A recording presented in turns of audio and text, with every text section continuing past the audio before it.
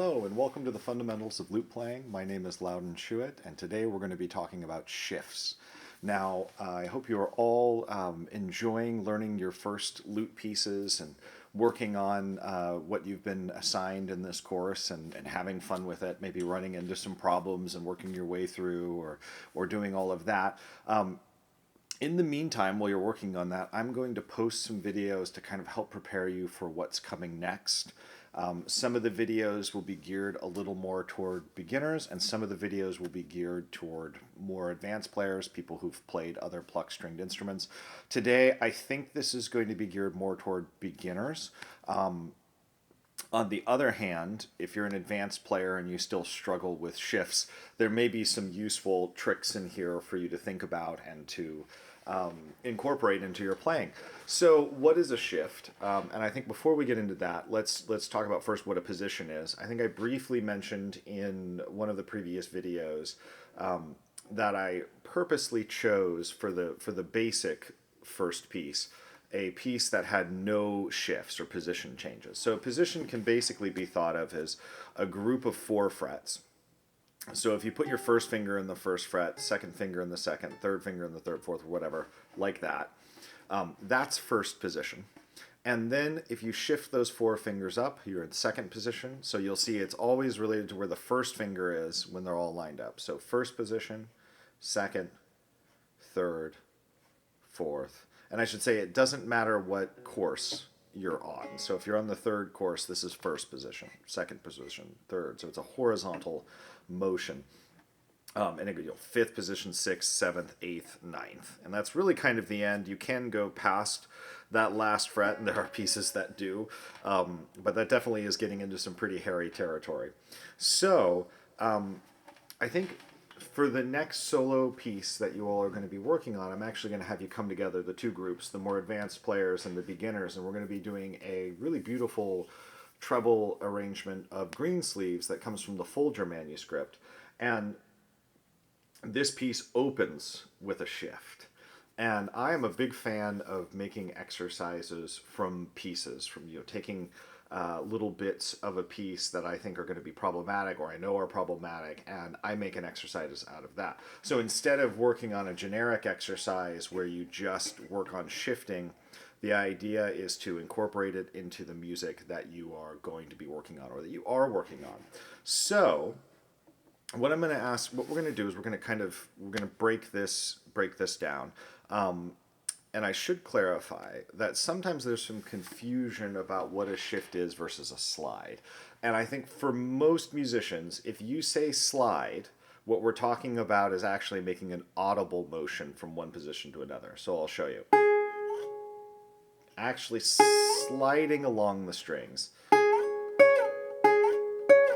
and doing that sort of thing. And it's very common in some styles of music, and there are some ornaments where it can be useful to do a sort of slide in Renaissance music, but it's not a big part of the overall sound, not at all.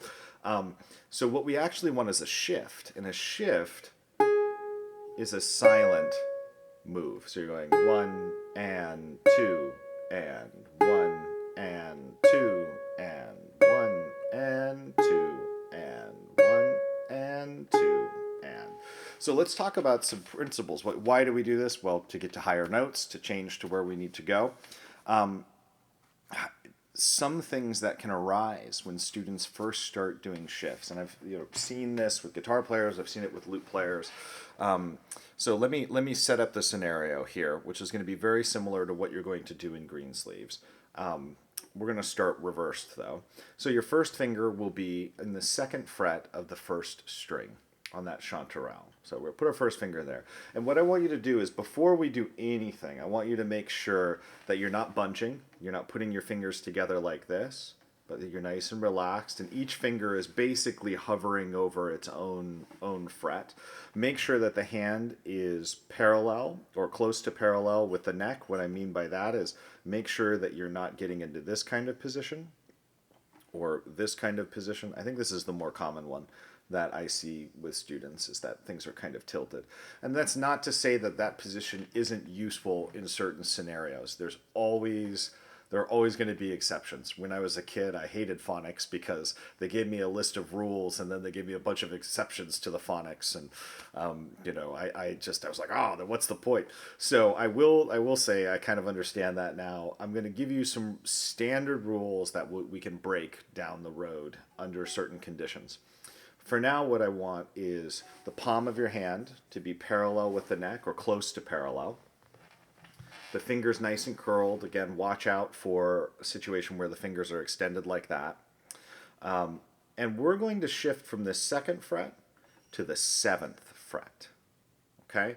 So you may have noticed in a previous video, I've got a little thing taped on here to mark the 5th fret. If you find it hard to find your way around, you can do that. Just take a piece of tape and a little piece of colored paper or something. The other trick is you can take some white out, the liquid white out, and you just put a dot. And just make sure it's the 5th. And if you want it on the 7th, you could put it on the 7th as well, like a guitar player. I don't think of it as cheating. I think it's a great way to make sure that you don't screw up. So we're in our position here. We're feeling really good. Make sure we're not too tense. Check your shoulder, all the good left hand position stuff. Now, when we shift, there are a couple things to keep in mind. Number one, it's a little bit like riding a bike. You don't want to be looking at the bike while you're riding. You want to be looking at where you're going. So I would be looking at the 7th fret. What I would do is I would shift like this. So I've got the 2nd fret, looking at the 7th fret, and I'm moving up like that. Boom, boom. So that's tip number 1 when you shift. The other thing that can happen when we shift, and I'll do this in really slow motion, is that students will scrunch like this. So that when they change position, now all of their fingers are kind of in a pile against the 1st finger. And this may be the thing that takes you the longest to work out, to get out, because I do think it's very, very, very common. Students move up and they kind of go like this. So what I want you to do is very, very slowly keep those fingers kind of all relatively the same as you move it up. So you're keeping them relaxed and you're keeping the distance between them the same. So don't let them bunch. Now there's a final element here which I think is really, really subtle. And it's very, very hard to show even in person sometimes. But we are pressing down on this 1st note. We're pressing down on the string into the wood. And then when I shift, I lift up. I'm still touching the string. But I'm no longer pushing on the string. And then I'm gliding along the string, and then I'm putting the pressure back down. So I'm just doing that, and I'll do that in super slow motion. So we're going to go.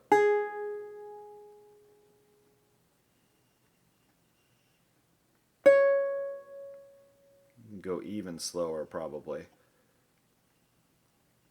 as you go. And the idea is to incorporate those elements. So as a reminder, bullet points here.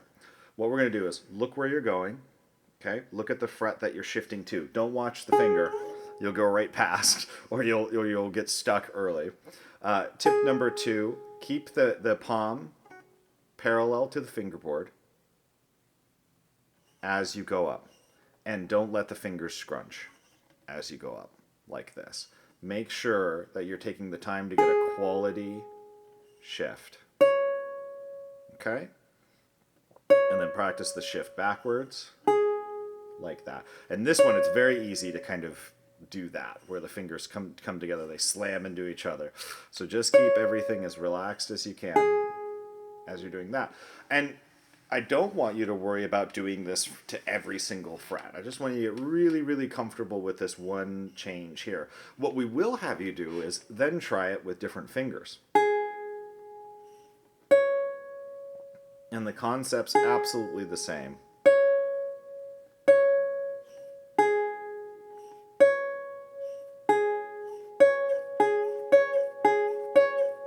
As you go, and then 3rd finger.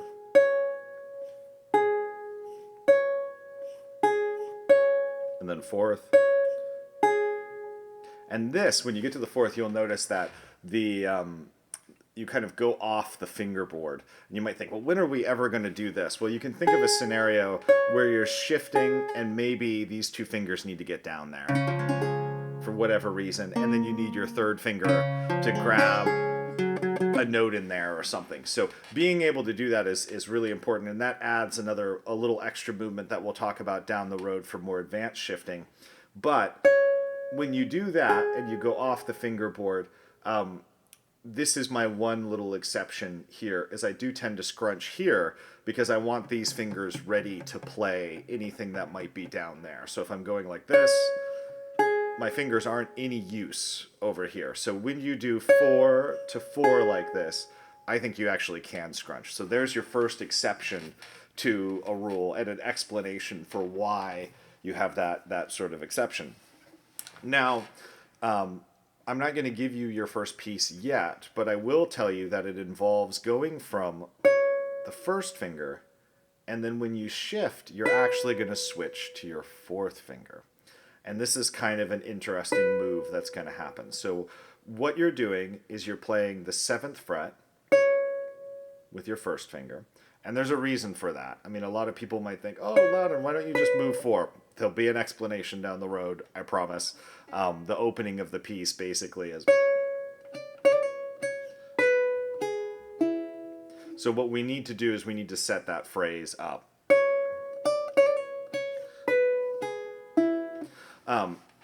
So how do we do this? How do we think about it? We're now switching fingers. What I would do, first of all, very, very slow. Be very, very slow. So you play your 7th fret note, and then you're going to shift to second position and drop your pinky on the 5th fret. So your pinky is going to come down on the 5th fret. So you're still shifting to the same position. 1 is still going to that 2nd fret. But instead of plucking immediately, what you're going to do is you're going to put that 4th finger down. You can practice this very, very slowly. 1, E, and 2. Maybe the movement could be even slower. 1, E, and 2, E, and So just getting used to this. The principle's the same. We're keeping the hand parallel. We are trying to avoid scrunching. And we're looking at our destination. But that's a little scary. And in my previous video, when I talked about how to practice, I said, start with the things that scare you or that you need to work on. This is a great opportunity to do that. And I promise the rest of the piece is not so hard. And this movement is used multiple times in the piece. So we have some situations where we're doing these sort of things. And so it's going to be used over and over again, which is an opportunity to get really, really good at it. So don't panic if you're going, oh my gosh, this is really scary. This is really, really hard. Remember, nothing's going to be perfect. You're just going to work on making it better and better. And if you're still having trouble with it, we can deal with that down the road. You put a comment in, and we can work on some other ways of approaching this. But again, I would start with moving the same finger around, and then practice this 1 to 4.